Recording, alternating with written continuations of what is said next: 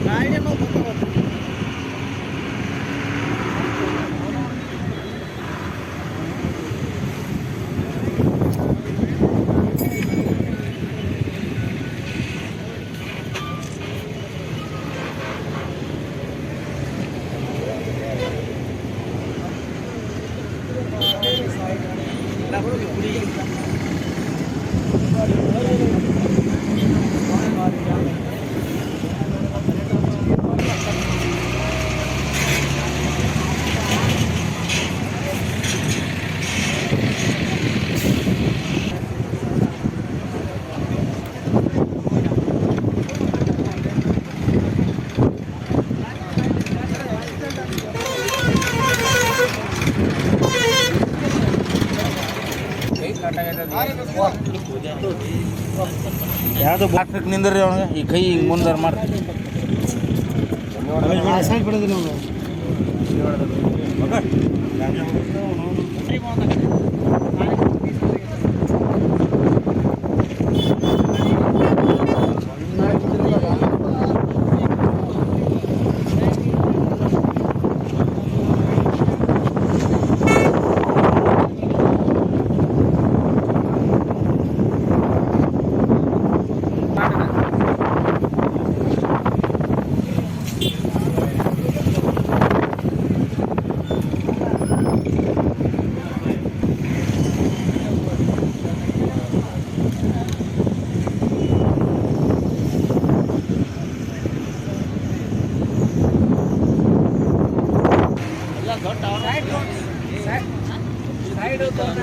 ಪ್ರಯತ್ನ ಮಾಡಿದ್ರೆ ಆಗಿಲ್ಲ.